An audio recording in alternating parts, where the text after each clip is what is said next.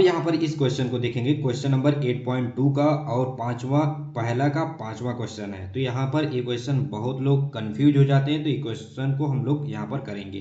तो सबसे पहले प्यारे बच्चों की यहाँ पर सभी का हम लोग मान लिख लेंगे, उसके बाद इस क्वेश्चन में सभी का मान हम लोग रखेंगे। तो यहाँ पर cos 60 अंश का मान यहाँ पर बताइए क्या होता है। cos 60 अंश का आपको पता है कि 1 बटा यहाँ पर 2 होता है। अगर यहीं पर sec 30 अंश का मान पूछा जाए आपसे, तो आप हमेशा याद रखिएगा कि cos 30 का याद रखिएगा। अगर cos 30 का √3/2 हो रहा है, तो cos 30 का क्या हो जाएगा, 2/√3 हो जाएगा।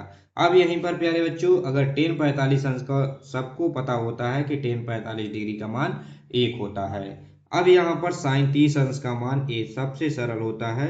sin 30 अंश का मान भी कितना होता है, 1/2 होता है प्यारे बच्चों। अब यहाँ पर cos 30 अंश का मान कोई पूछ देगा, तो आप लोग क्या कहेंगे कि यहाँ पर cos 30 अंश का मान √3/2 होता है। तो यहाँ पर सभी का मान हमें पता चल गया है। अब इसमें हम लोग सभी का मान रखेंगे। तो चलिए यहाँ पर रखते हैं। तो यहाँ पर देखिए सबसे पहले हमारा क्या दिया गया है प्यारे बच्चों, यहाँ पर 5 और इंटू यहाँ पर देखिए, यहाँ पर cos 60 अंश का मान रखेंगे, तो यहाँ पर क्या होगा, यहाँ पर देखिए 1/2 होगा। 1/2 का क्या है, यहाँ पर होल स्क्वायर है, तो यहाँ पर होल स्क्वायर इस तरह से लगाएंगे।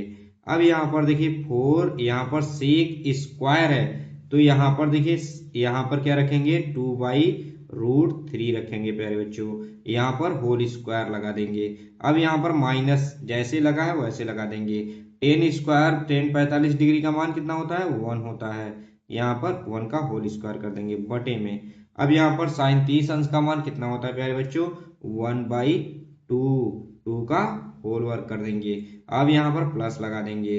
अब यहाँ पर cos स्क्वायर 30 डिग्री का मान कितना है प्यारे बच्चों, √3/2 का होल स्क्वायर है। तो यहाँ पर आगे की तरफ बढ़ेंगे। अब यहाँ पर देखिए 5 इंटू, अब यहाँ पर 1/2 का कितना हो जाएगा, 1/4 हो जाएगा। अब यहाँ पर आगे की तरफ देखते हैं, प्लस अब यहाँ पर देखो 4, अब यहाँ पर 4 कितना हो जाएगा, 3 हो जाएगा। अब यहाँ पर कितना हो जाएगा, -1 हो जाएगा। अब यहाँ पर देखिए कितना हो जाएगा, 1/4 हो जाएगा। और यहाँ पर 3/4 हो जाएगा। इस तरह से हमारा हो जाएगा। अब यहाँ पर देखिए 5/4 हो जाएगा। अब यहाँ पर इसका मल्टीप्लाई इसमें करेंगे, तो 5 हमारा 4 हो जाएगा। अब यहाँ पर क्या हो जाएगा, यहाँ पर 4 का मल्टीप्लाई इसमें कर देंगे, कितना हो जाएगा, 16 हो जाएगा। 16/3 -1 हो जाएगा। अब यहाँ पर प्यारे बच्चों देखो, यहाँ पर हर हमारा क्या है, बराबर है प्यारे बच्चों। यहाँ पर हर बराबर है, तो ऊपर वाला क्या होगा, जुड़ जाएगा, 1 + 3 आ जाएगा। अब यहाँ पर सबसे पहले यहाँ पर देखिए, सॉरी यहाँ पर 5 रहना चाहिए, यहाँ पर देखिए 5 रहेगा। अब यहाँ पर 5/4 है, तो यहाँ पर क्या होगा प्यारे बच्चों, यहाँ पर 3 का गुणा होगा, तो 3 त्रिका 3 एकम 3, तो यहाँ पर 16 में से 3 जाएगा, तो कितना बचेगा, 13।